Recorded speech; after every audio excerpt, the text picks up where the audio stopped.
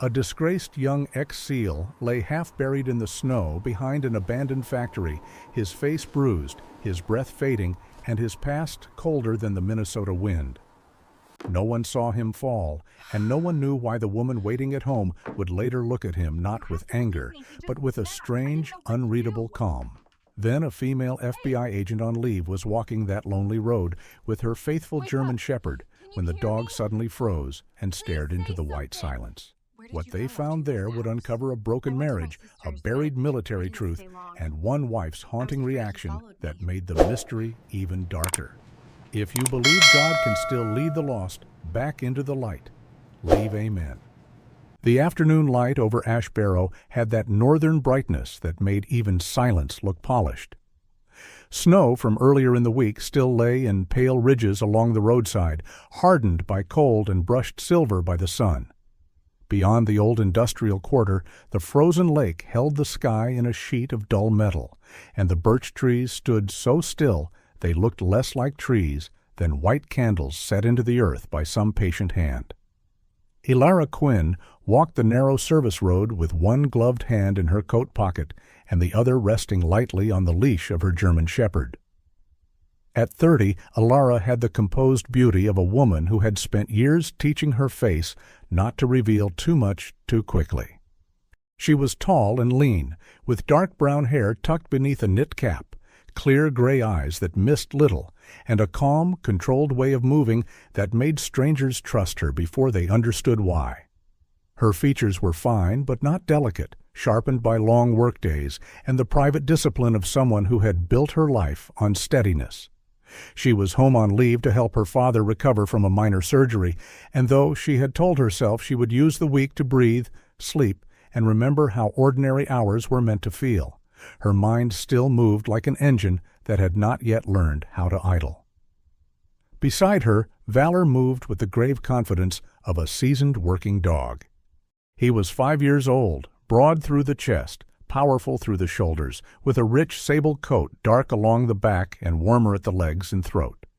His ears stood sharp and alert, and his amber-brown eyes had that unnerving intelligence German shepherds sometimes carried, as if they knew more about human sorrow than humans did. Valor was not noisy or foolish. He did not waste energy tugging at the leash or lunging at shadows. When he paid attention to something, he paid attention with his whole body. That was why Elara stopped the instant he stopped. One moment he was pacing calmly at her side. The next he had gone still, nose lifted, ribs widening with a deep breath of cold air. Then, without warning, he pulled hard and broke toward the old fence line near the abandoned metalworks. "Elara," she muttered to herself under her breath, then followed, boots slipping slightly on the crusted snow. Valor ran with purpose, not excitement. There was no play in him, no chase instinct, only urgency.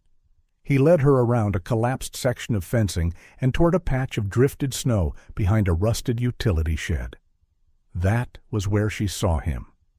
A man lay half on his side near the fence posts, one arm twisted beneath him, the other stretched into the snow, as if he had tried to drag himself one last foot, and failed.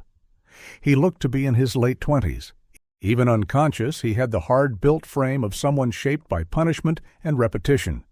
Broad shoulders, strong back, lean waist, long legs made for endurance rather than display. His dark blonde hair was damp with frost at the temples, cut short but grown out unevenly. A rough bruise darkened one cheekbone, and a split along his eyebrow had dried into a thin rust-colored line. His jaw was clean but shadowed, the face beneath it angular and severe in the way of men who had once been handsome without trying, and later forgotten the fact entirely.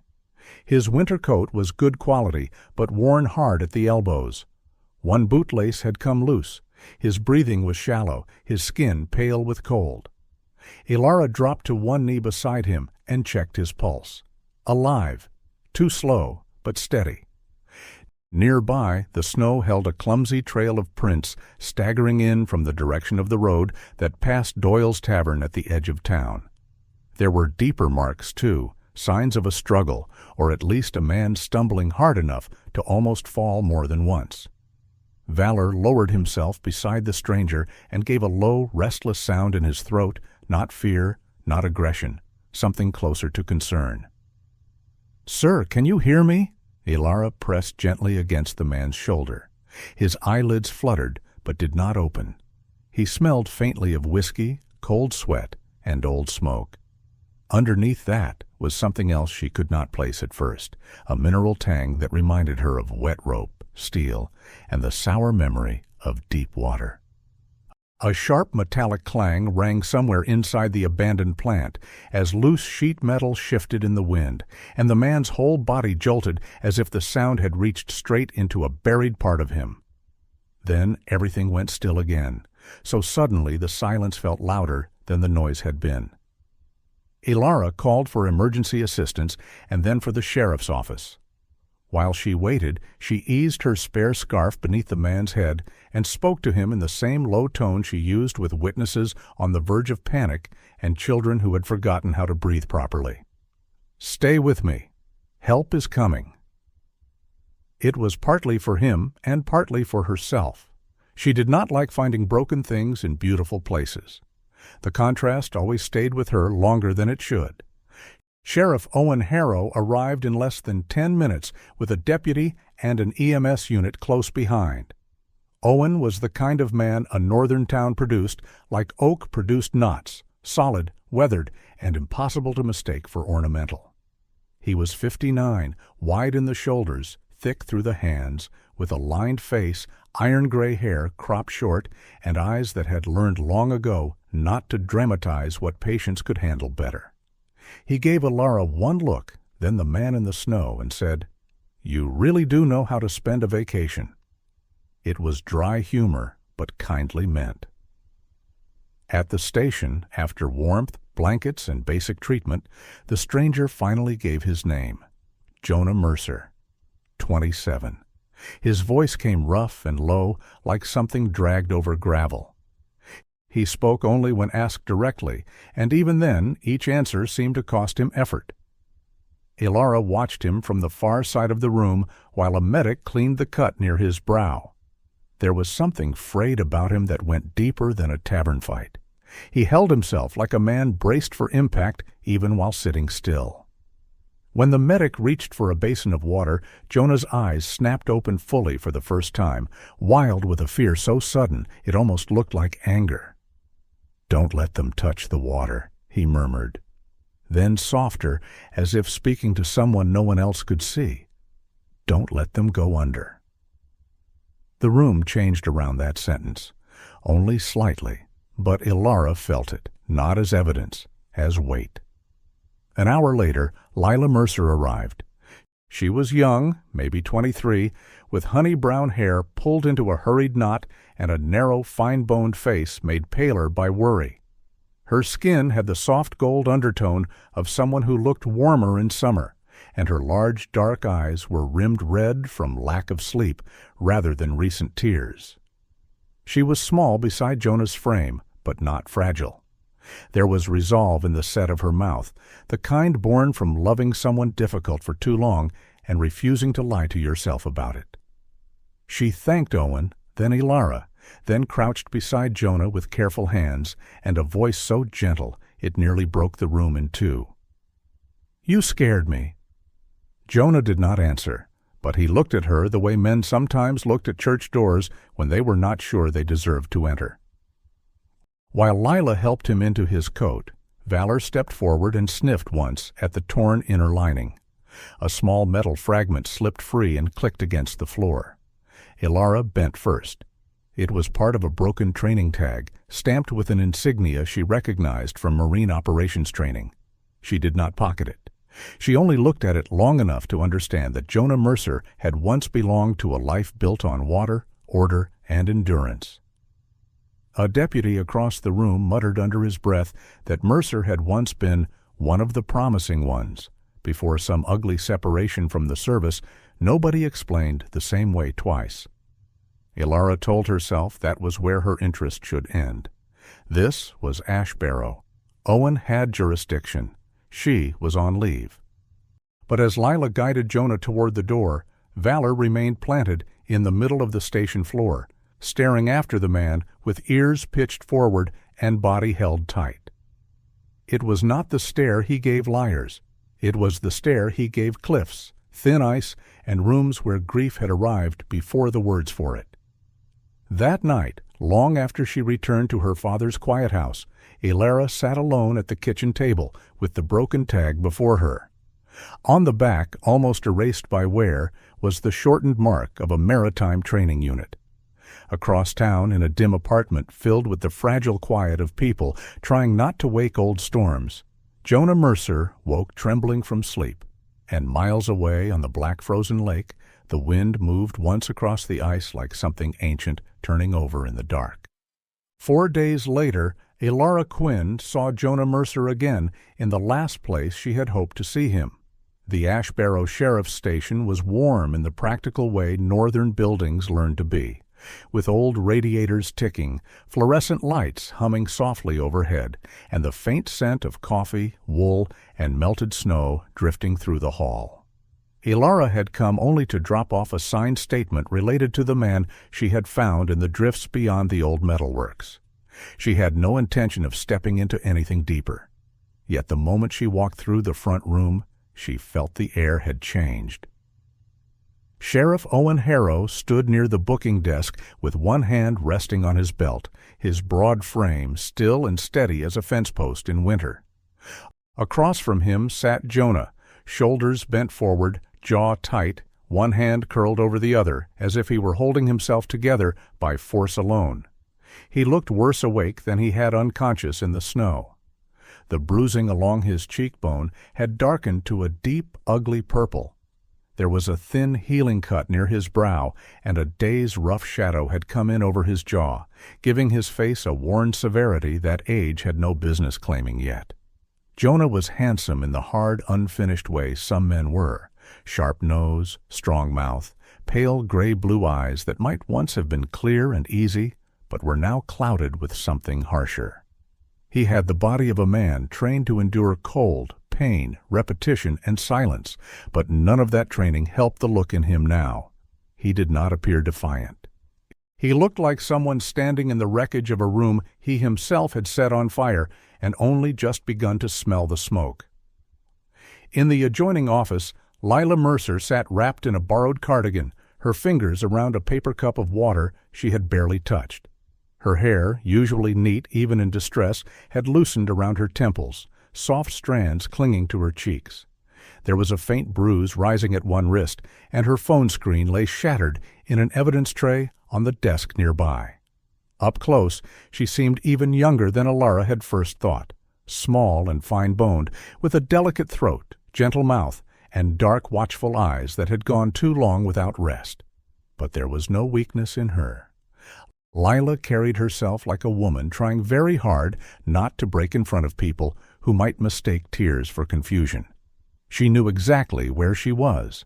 She knew exactly what had happened. And she still looked toward the room where Jonah sat, with a grief more painful than fury.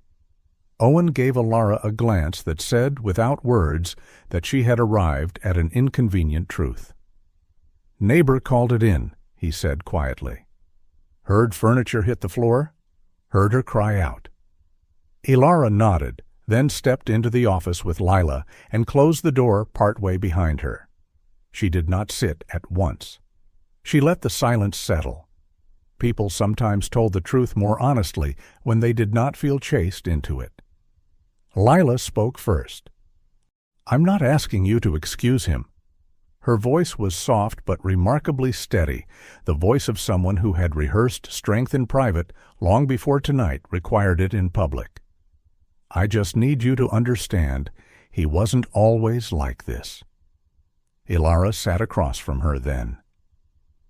Outside the window, evening had already started turning the snowbanks blue. Inside, the station felt too warm for the chill in the story being told. Lila said she and Jonah had known each other for years before they married. He had once been careful with everything that mattered to him. He remembered small things. He fixed broken hinges before she noticed them, He made tea before winter storms and checked the tires on her car without saying so. He listened more than he spoke, and when he did speak, it was never to make a room smaller around anyone.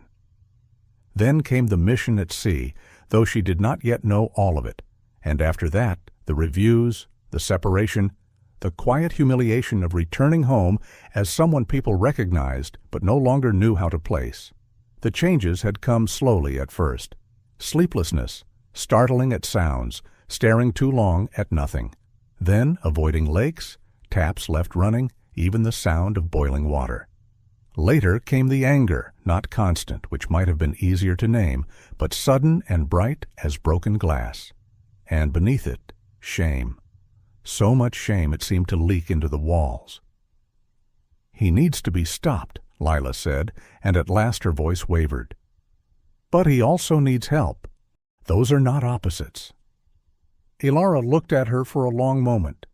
There was no blindness in the young woman's face, no sentimental self-deception, only painful clarity and the exhaustion of loving someone whose hurt had begun reaching outward like frost.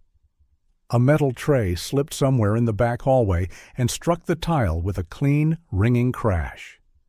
In the next room, Jonah jerked upright so fast his chair legs scraped the floor, and for one suspended second, everyone in the station went still, as if some invisible wire had snapped tight through the building. Then the sound died, and Jonah sat there breathing hard, staring at nothing anyone else could see. The moment passed, but not completely. Ilara carried it with her when she stepped back into the main room. Owen had already decided Jonah would not be returning to the apartment that night. A temporary no-contact arrangement would be set in motion while things were sorted. Jonah did not argue. That unsettled Ilara more than anger might have. Men who felt entitled protested. Jonah looked as if protest required a kind of strength he no longer trusted in himself. Leela stood in the doorway with her coat on, but did not approach him. "I'm staying with my aunt for a while," she said. The sentence was small, but it carried the first true boundary she had drawn. Jonah nodded once. He did not ask where. He did not plead. He only lowered his eyes like a man who knew he had no right to request softness tonight. While Owen worked through the paperwork, Valor rose from his place by the wall and crossed the room toward an old canvas backpack that had been taken from Jonah at intake. The dog's movements were purposeful, restrained. He sniffed once at the outer flap, then pressed his nose hard against a hidden inner pocket. His ears tipped forward. Ilara crouched beside him and unzipped the compartment. It was deeper than expected, nearly invisible unless someone knew where to reach. Inside lay a small brass key on a split ring. No house key, no car fob. Just an old-fashioned locker key stamped with a number and the faded initials of Ash Barrow Freight Depot, a rail and shipping station that had been closed for years near the abandoned industrial quarter. Owen came around the desk and looked down into Ilara's hand. Neither of them spoke for a second. The station heater hummed. Snow tapped lightly at the front window. Somewhere down the hall, Lila was answering quiet questions from a female deputy. The key looked harmless. It was not. It was the kind of object ordinary people misplaced in drawers and forgot. Jonah Mercer had hidden his as if it still belonged to a life that had not finished with him. "I'll handle it," Owen said at last, meaning the locker, the process, the law. Ilara nodded. She was on leave. This was not hers. Yet when she glanced across the room, Jonah had lifted his head just enough to see the key in Owen's palm, and the look that crossed his face was not fear of being caught.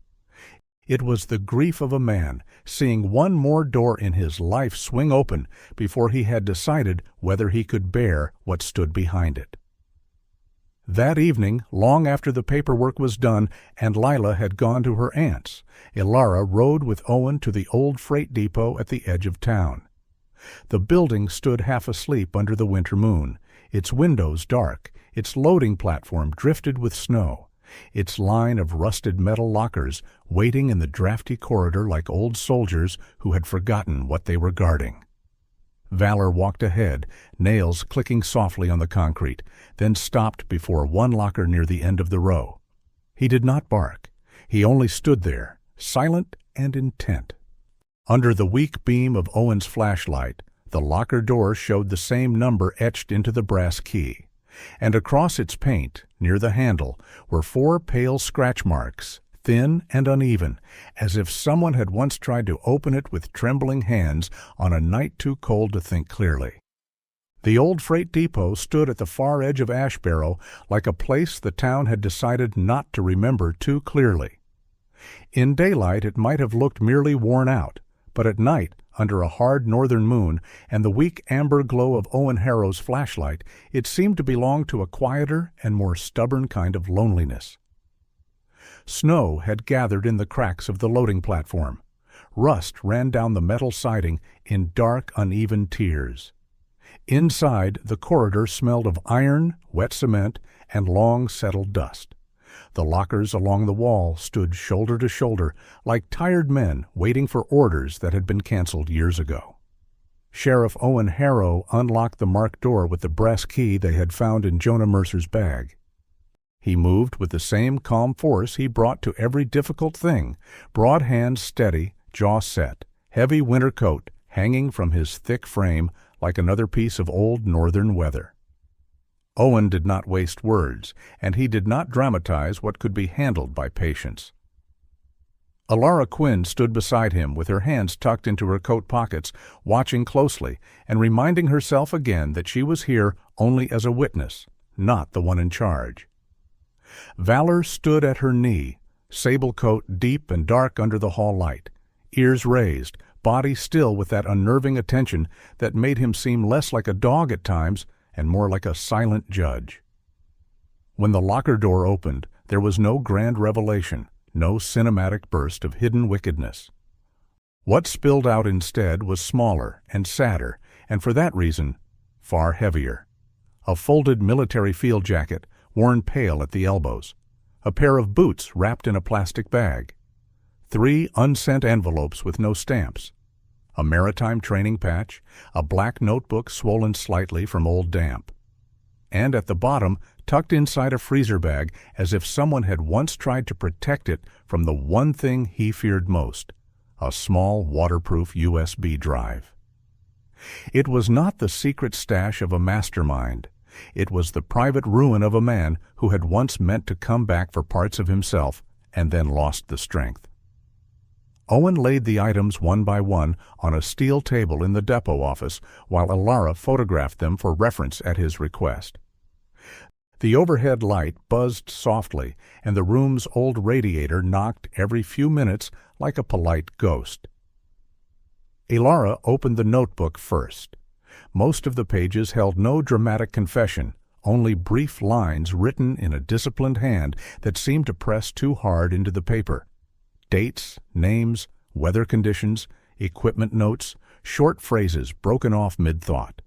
The restraint in it chilled her more than sorrow would have. Jonah had not written like a man begging to be understood. He had written like a man trying to keep from drowning in his own mind. The USB was worse. There were only fragments on it, and several corrupted files refused to open. But the pieces that survived were enough.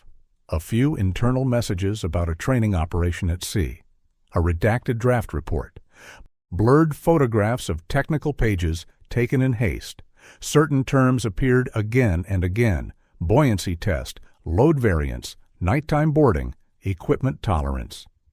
Alara stood with one hand braced against the desk as Owen read over her shoulder. She could feel the shape of the truth before she fully knew it. Jonah hadn't merely washed out of Navy SEAL training or fallen into disgrace through drink and rage alone. He had been the only one left standing after something went wrong out on dark water. 2 others had not come back.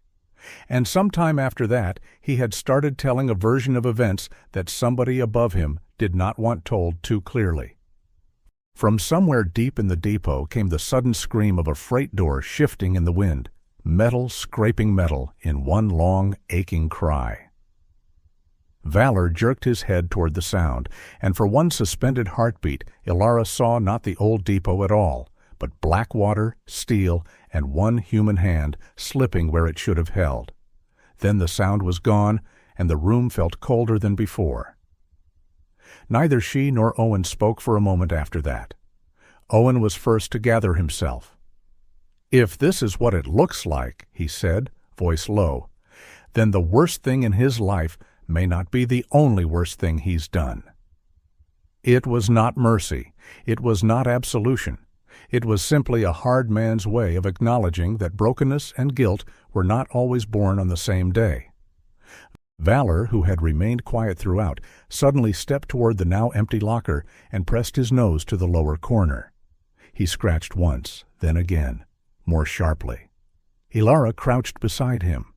At first she saw only bent metal and shadow, but Owen angled the flashlight lower and caught the glint of something trapped deep in a seam behind the back panel.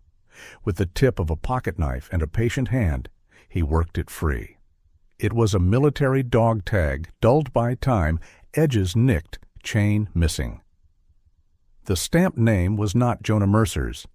Ilara read it twice, the age, the rank, the blood type, the faith line. One of the men who had not returned. For a strange second, the little tag seemed to draw all warmth from the room. Jonah had kept it hidden in the locker all these years, not displayed like a shrine, not thrown away in rage, but wedged into dark metal where only time and a dog's stubborn nose could find it. Grief, Ilara thought, did not always announce itself with tears. Sometimes it hid in narrow places and waited like winter. The next afternoon she met Lila Mercer again, this time at her aunt's house on the quiet west side of town.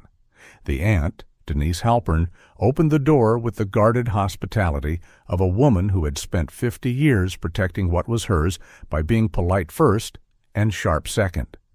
Denise was in her early 60s, tall and spare, with silver hair cut neatly to the jaw, reading glasses on a chain, and a face made handsome by years of refusing foolishness.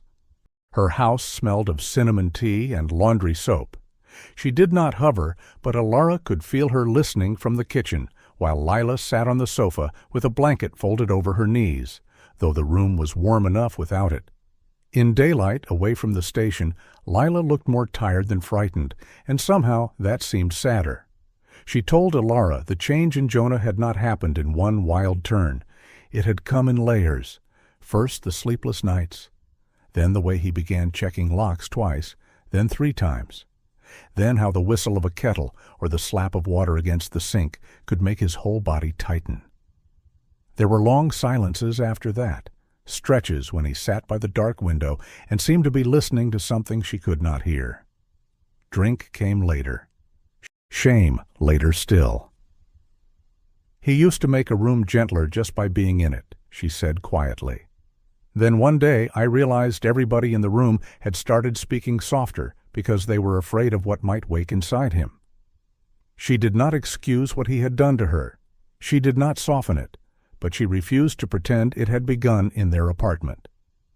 Back at her father's kitchen that evening, Ilara used every unofficial contact she had to pull open-source records on Jonah's separation.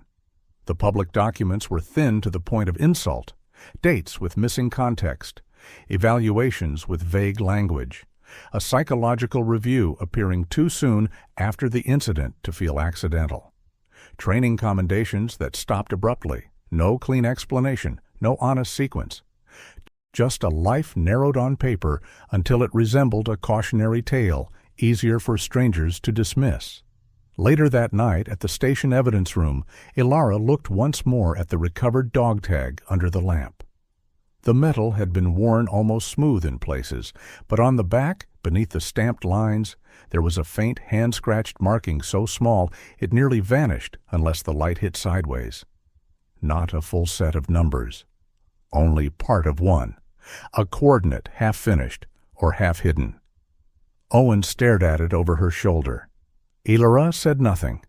From the corner of the room, Valor lifted his head and fixed his gaze on the tag as if he had just heard, beneath all the silence, the first true step of the path ahead. By the next afternoon, the half-scratched coordinate on the back of the recovered dog tag had already done what secrets often did best. It had led not to an answer, but to a place where old fear still knew the way. Sheriff Owen Harrow and Elara Quinn stood behind a row of aging apartment buildings on the south edge of Ash Barrow, where the snow was thinner from foot traffic and the wind carried the mixed scent of pine, old brick, and machine oil from the industrial quarter beyond. The coordinate, when paired with a line from Jonah Mercer's damp notebook, pointed not to a field or dock, but to a small storage annex behind the apartment complex where Jonah and Lila had lived. Years earlier, it had been part of a shared maintenance shed for tenants.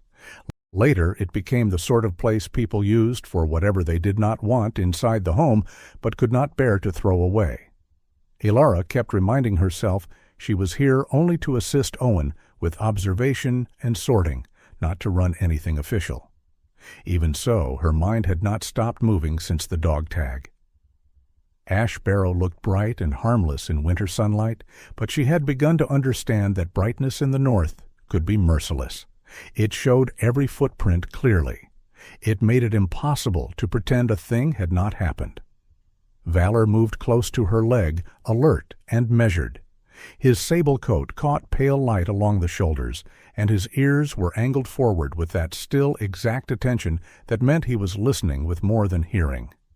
He had been restless all morning. Not anxious, expectant. Elara had learned to trust the difference.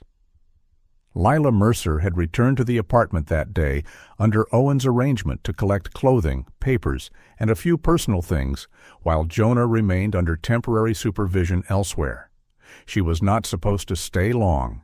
She had agreed to that herself. Still, when Elara saw her step out onto the back walkway, carrying a laundry basket with one arm and a folder tucked beneath the other, she felt a quiet ache.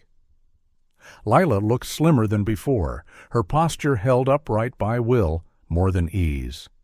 Her honey-brown hair was tied back, but loose strands lifted in the cold breeze and brushed her cheek. She wore a dark wool coat too large at the shoulders, likely borrowed from her aunt, and walked with the care of someone trying not to take up much room inside her own life. The storage annex behind the building was plain and almost forgettable, a squat structure of old boards, patched roofing, and a warped side door that had likely stopped closing cleanly years ago. But to Elara, forgettable places were often the ones where people buried the parts of themselves they could not explain. Owen went ahead to test the latch while Lila crossed the yard toward the back steps of her apartment to gather the last of her things. Then Valor stopped. It was so sudden that the leash snapped lightly against Elara's glove. His head rose, his nostrils widened. The fur along the back of his neck did not lift in alarm exactly, but in sharpened concern. Elara smelled it a second later, not the ordinary stale scent of old wood and dust, but something hot, bitter, and wrong. "Smoke," she said. She had barely spoken when a muffled cough came from the direction of the annex. Then another. Then the sharp, panicked knock of something falling over inside a confined space. Elara turned in time to see a thin thread of gray pushing through the gap along the roofline.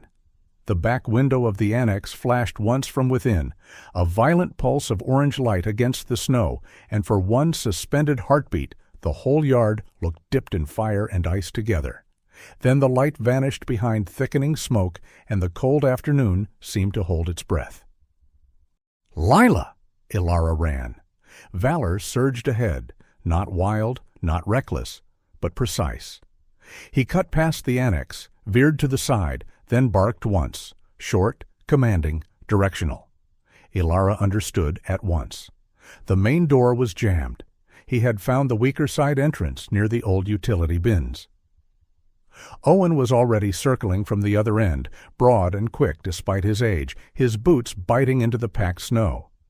A younger deputy came with him from the driveway, Deputy Miles Hensley, a fair-haired man in his late 20s with a narrow face, wen-reddened cheeks, and the earnest speed of someone still young enough to run first and think while running. He grabbed the crowbar from the back of Owen's truck without waiting to be asked. Inside the annex, Lila coughed again, closer now, but weaker. Ilara reached the side door first and slammed her shoulder against it once, twice. The old wood groaned but held. Owen and Miles hit it together on the third try, and the latch splintered inward with a dry crack. Heat rolled out, not infernal, but fierce enough to sting the eyes. A wall outlet near the shelving had sparked and caught a nest of cardboard and dusty rags. Flames climbed fast in one corner, while heavier danger gathered lower as thick smoke. Lila was crouched beside a fallen box, one arm over her mouth, disoriented and half-blinded. Ilara went straight to her, keeping low, wrapping one arm around her shoulders. Valor stayed just outside the threshold, barking twice more, then backing up to clear the way, every movement controlled, every instinct bent toward rescue. Between Ilara and Owen, Lila was brought into the cold air coughing hard, face pale as paper. Miles stamped at a small trail of sparks near the door, while Owen dragged a hose line from the exterior bib and knocked down the nearest flames before they could climb the rafters. By the time the smoke thinned enough for breath to steady, another squad car had rolled in. Jonah Mercer stepped out of the rear passenger side under supervision, wrists free, but movement watched. He had been on his way back from a scheduled legal meeting connected to the temporary order and had been brought by as Owen redirected to the scene. Jonah took 3 steps into the yard and stopped so abruptly it looked as if winter itself had seized his bones. His face, already gaunt from sleeplessness and strain, seemed to drain of what little color remained. He saw Lila sitting on an overturned crate, with Ilara beside her, and Valor standing between them, and the smoke like a dark sentinel. And he saw with merciless clarity that the first living being to charge toward danger for his wife had not been him. Nothing in him hid after that. No anger, no bluster, no wounded pride, only naked, stunned grief. He looked at Valor the way some men looked at a mirror they had avoided for years. When the last of the flare-up was contained, Valor returned to the annex entrance and began pawing insistently at the floor near a low steel shelf blackened by heat. Not random scratching. Focused. Owen crouched beside him and used the end of the crowbar to lift a warped plank beneath the bottom shelf. Underneath, half concealed in ash and insulation dust, sat a small iron box, scorched along one side and hot enough that Miles had to wrap it in an old canvas tarp to carry it out. The box was not locked. Inside lay papers curled at the edges and stained by smoke, a duplicate copy of an operations report with several sections crossed through by hand, 3 unsent letters written in Jonah's spare, disciplined handwriting, and the unfinished draft of a formal internal complaint. There were no grand speeches in it, only dates, technical failures, omitted steps, names. Ilara read standing in the cold while Owen held the pages flat against the hood of his truck. With each line, a shape sharpened. Jonah had tried to speak. He had not spoken loudly enough, or to the right people, or at the right time. And whatever shame he carried for living when 2 others had not, someone higher up had found a use for it. That night, Jonah sat alone in a holding room at the station, fingers laced so tightly his knuckles had gone white. Outside the narrow glass, snow began falling again in thin, quiet threads. In Owen's office, beneath the yellow lamp, Ilara turned one smoke-darkened page and found the same name written twice in the margin, then a third time in the corner beside a note about equipment review and altered language. She looked up slowly. Owen saw it too.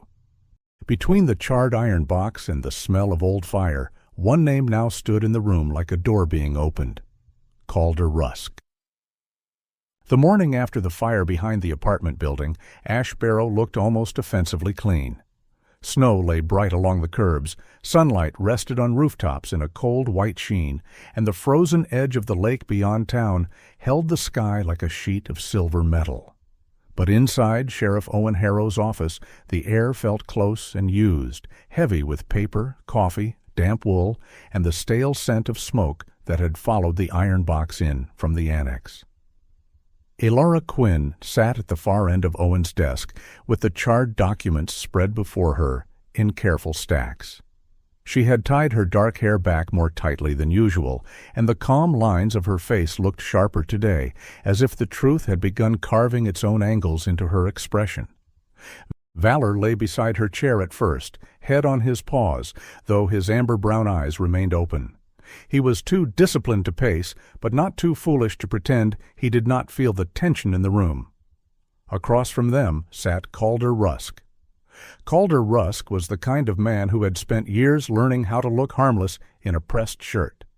He was in his mid-40s, trim through the waist, neither tall nor short, with sandy hair combed carefully back from a high forehead and a close, well-kept beard that softened what might otherwise have been a severe mouth. His eyes were pale hazel and polite in the way office lights were polite, bright enough to function, never warm enough to trust. He wore a navy work jacket with the logo of the old Ash Barrow metal plant on the chest, and he carried himself like a man who had built an entire second life on never appearing rattled. Years earlier, he had worked in maritime equipment logistics, tied to a naval training pipeline.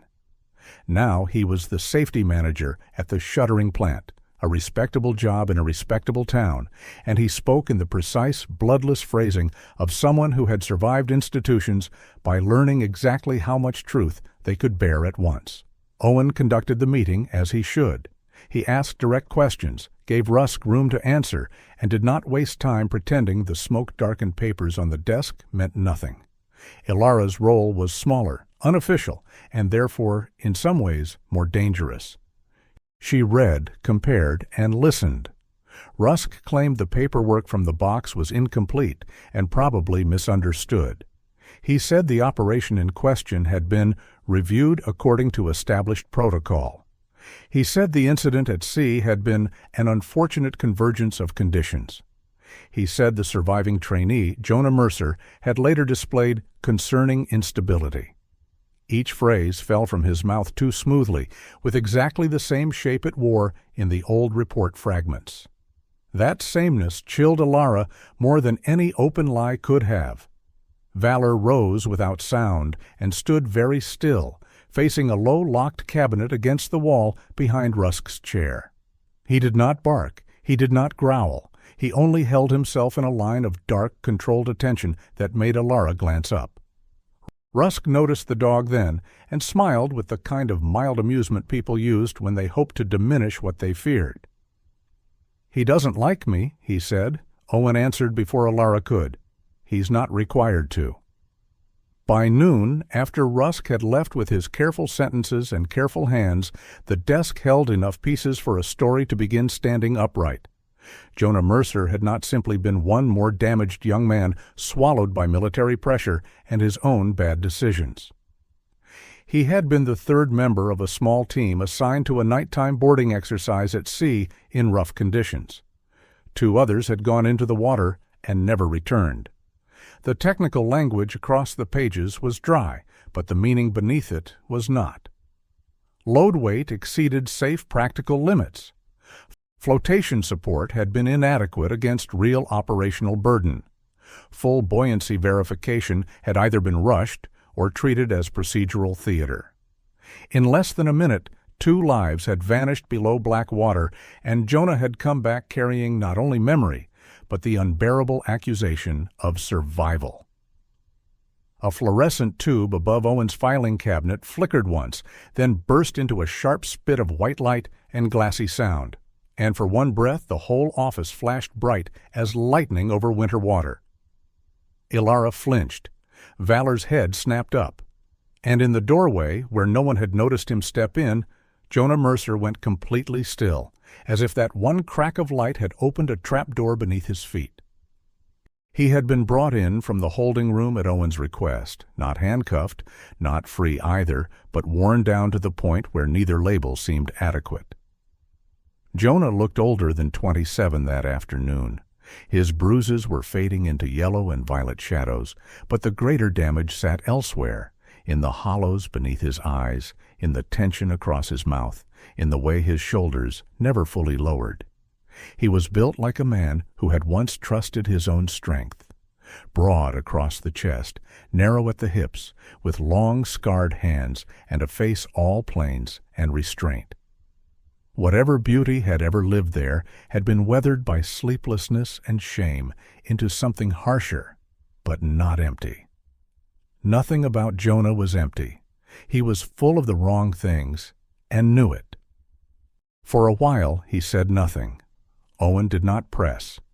Ilara had already learned that men like Jonah spoke truth only when the effort of silence finally cost more. At last he sat, stared at the burned edge of one report page, and began in a voice so low it almost seemed borrowed from someone else. He told them the sea had been rougher than forecast. He told them the gear had felt too heavy the moment they climbed into position, but nobody wanted to be the man who slowed the evolution. He told them one of the others slipped first, the second went in after him by reflex, and after that everything moved with the brutal speed of water deciding its own terms. He remembered hands, shouts, the impossible weight of equipment dragging at the body. He remembered not the grand shape of tragedy, but the small, terrible pieces. One beam of light jerking sideways, a radio half submerged, the sound of a man trying to breathe around cold and steel. When he stopped, the room stayed quiet. Ilara could see that he hated speaking almost as much as he hated what silence had made of him. Then came the part that mattered now. Jonah said he filed complaints, more than one. He wrote that flotation capacity had been overstated, that load configuration had been unsafe, that the practical tests had not matched the actual burden the men carried that night. He sent what he could to whoever still answered. At first he was ignored, then he was managed, then he was reviewed. His grief became a category. His insomnia became a note. His refusal to endorse the official version became evidence of instability. By the time they were done with him, he said, the truth was still drowning, and he was the one being treated like a problem too wet to bring indoors. Ilara listened without softening.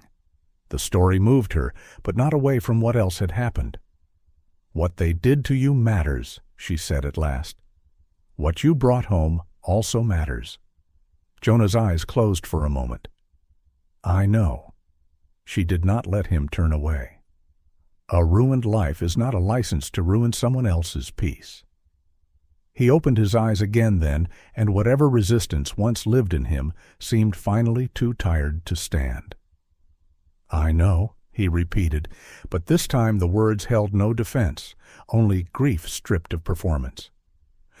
Late that afternoon, an archive clerk from the county storage facility delivered an old tube of transport maps and duplicate route sheets Owen had requested after comparing dates from the box and the USB. The clerk, Mrs. Bernice Lott, was a round, rosy-cheeked widow in her 70s, with tidy white curls and a cardigan the color of faded cranberries. She looked like a church pianist and apologized twice for the dust on the tube, though none of it had been her doing. Once the maps were unrolled across Owen's side table, valor rose again. He moved from one sheet to the next with careful sniffs, then stopped at a weathered maritime overlay whose corner had been folded inward. He touched it once with his nose, then pawed gently at the crease. Owen opened the fold.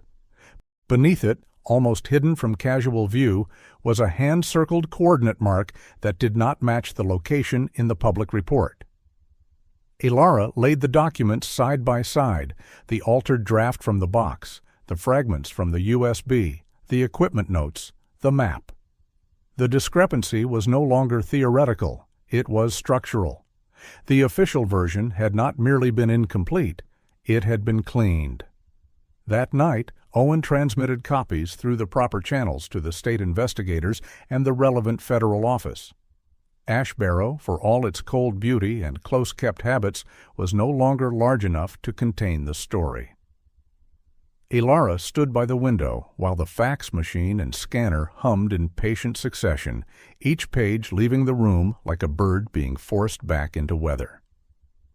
Across the hall, Jonah asked for paper. Owen gave it to him without comment. Jonah sat alone beneath the holding room light for nearly 20 minutes before writing a single sentence. He did not ask for Lila to forgive him. He did not ask her to come back. When he finally slid the page across the table, his hand trembled once and stilled. Ilara did not read it fully, but she saw enough. You never deserved the fear I carried into our home. 2 winters passed before Ilara Quinn returned to Ash Barrow. Time had done what it always did in the North. It had stripped away what was false, left the sturdy things standing, and covered the hardest memories in clean white silence until a person could look at them without losing breath. In those 2 years, the sea inquiry had moved far beyond the town. Reports were reopened, procedures were re-examined. Names once protected by polished language were finally placed beneath a colder light. A few men lost rank, influence, or the shelter of quiet institutions. None of it brought back the 2 who had been taken by the water.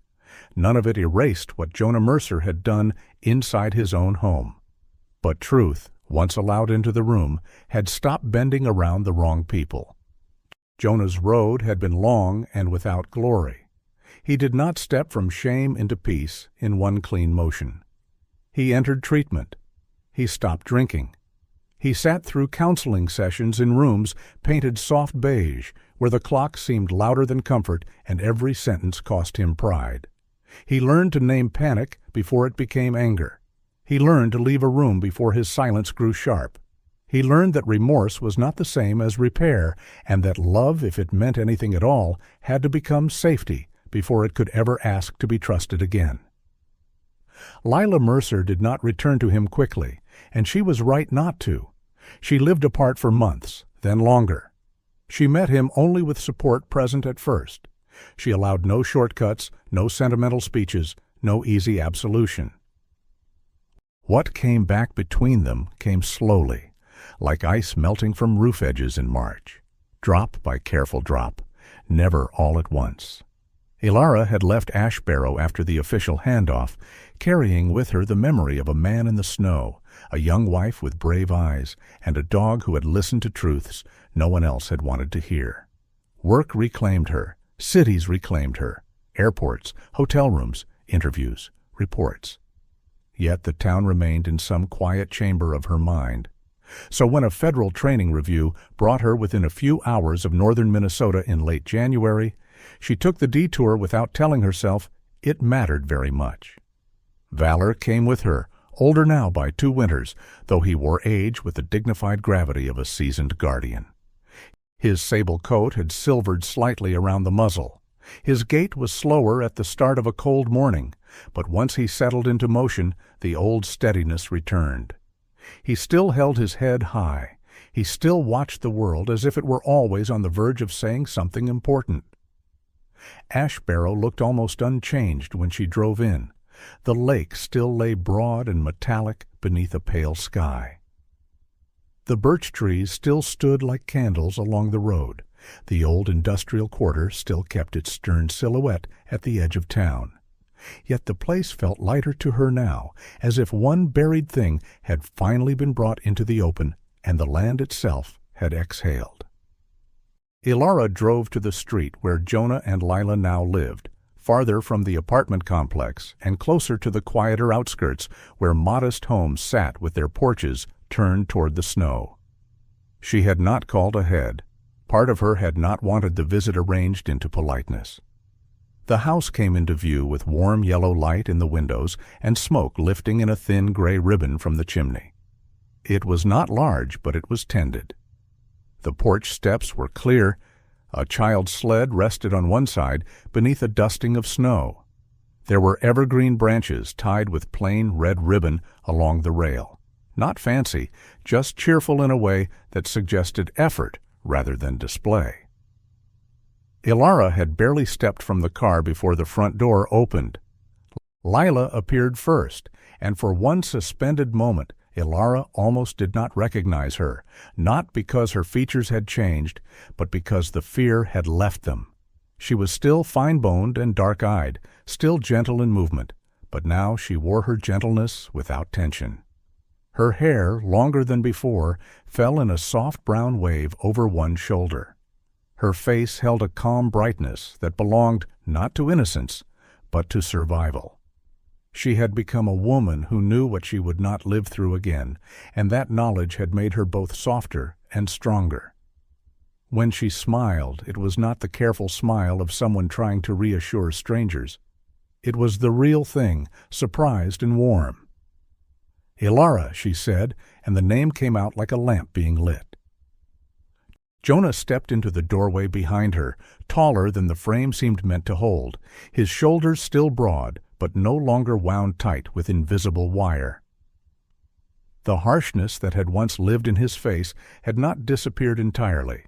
Life did not work that way, but it had settled into something quieter, more honest. He wore a dark flannel shirt with the sleeves rolled once at the forearms, and there was a little girl balanced on one hip, clutching a cloth rabbit by one long ear. Jonah's hair was shorter now, brushed back from his brow, and the old haunted watchfulness in his pale eyes had changed into something humbler and steadier. He looked like a man who woke each morning aware that peace was work and chose it anyway.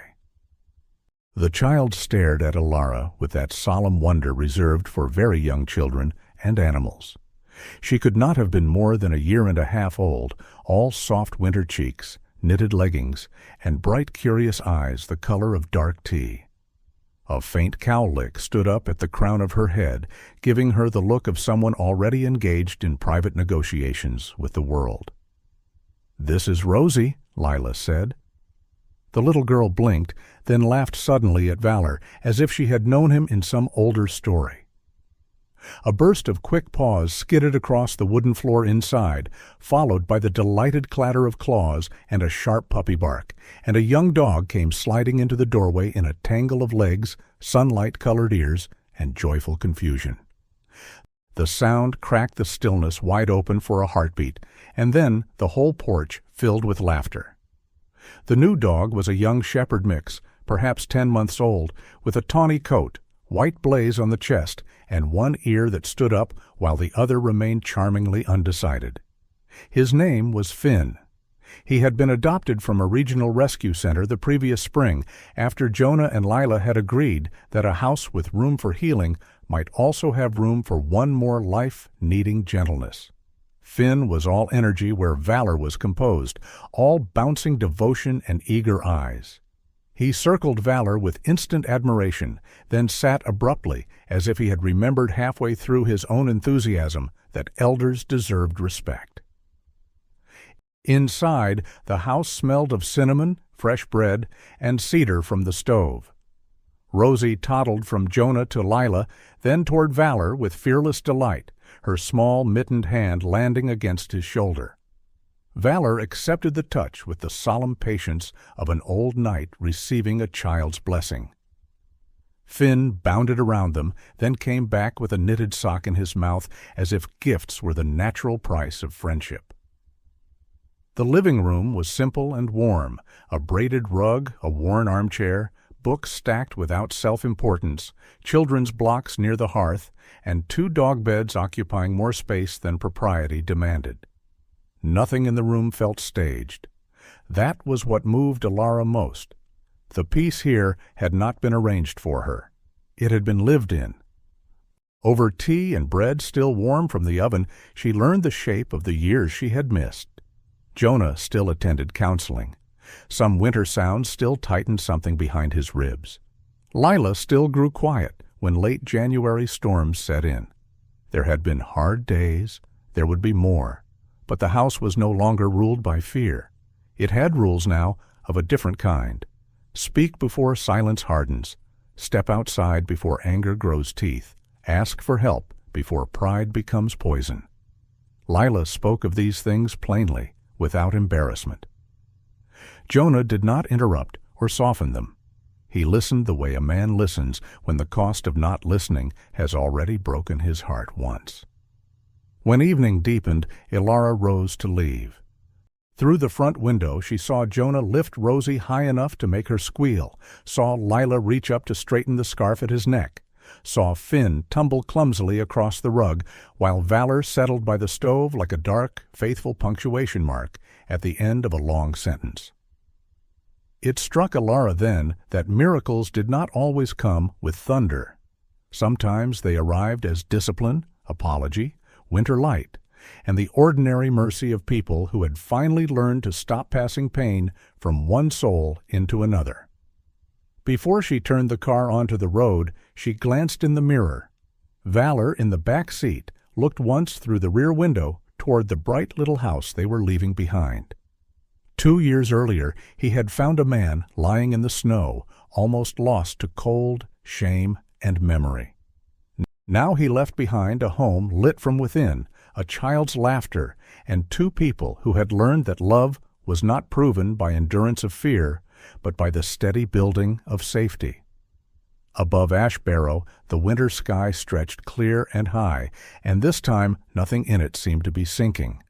In the end, this story reminds us that not every wound is visible, and not every act of love arrives in the form we once expected. Some people hurt others not because they were born without love, but because they carried pain they did not know how to lay down. That does not make the hurt acceptable, but it does remind us that truth, accountability, healing, and mercy must walk together if a life is ever going to be rebuilt in the right way. This story also teaches us that real change is rarely sudden. It does not come like lightning and leave everything whole by morning. It comes through humility, responsibility, patience, honest confession, and the daily choice to become safer, kinder, and more faithful than we were yesterday. Sometimes the bravest thing a person can do is not to fight harder, but to stop running from the truth. There is also a quiet lesson here about animals, especially the ones God places beside us. A faithful dog does not speak our language, yet somehow it often sees more clearly than we do. Animals notice fear, loyalty, danger, tenderness, and sorrow in ways that humble the human heart. They remind us that love does not need pride, and protection does not need applause. To love animals is not a small kindness. It is part of learning how to be gentle, attentive, and worthy of the living creatures that trust us. In everyday life, many families carry silent burdens. There are homes filled with words never spoken, apologies never made, grief never explained, and good people who lost their way after pain entered their lives. This story is a reminder that healing in real life may be slow, but it is still possible. A home can become peaceful again. A person can learn new ways to live. A broken season does not have to be the final season. And for those who believe, there is something even deeper here. Sometimes God does not send miracles in loud and shining ways. Sometimes He sends them through a faithful dog, a second chance, a hard truth finally uncovered, a heart softening after years of bitterness, or a house that slowly becomes safe again. Sometimes the miracle is not that the past disappears. Sometimes the miracle is that God gives us the strength to face it honestly and still keep walking toward the light. So let this story be a call to live better while we still can. Be gentler with the people in your home. Be more patient with those who are struggling. Set healthy boundaries where they are needed. Tell the truth. Ask for help before darkness grows deeper. Care for the animals God has placed in your path. Offer kindness while there is still time. And never underestimate the power of one faithful heart to change the course of another life. If this story touched you, please share in the comments where you are watching from and tell us what part stayed in your heart the longest. Have you ever seen healing come slowly but beautifully in a family, a friendship, or even through the love of an animal? If this message meant something to you, please share this video with someone who may need comfort, hope, or a reminder that change is still possible. And if you believe stories of faith, healing, loyalty, and quiet miracles still matter, please subscribe to the channel and stay with us for more. May God bless every person watching. May He protect your home, calm your fears, heal the wounds you do not speak about, strengthen your spirit when you feel tired, and fill your days with mercy, wisdom, and peace. May the Lord watch over your family, bless the animals in your care, guide your steps in the hard seasons, and remind you that even after sorrow, He is still able to bring light, tenderness, and something beautiful back into your life.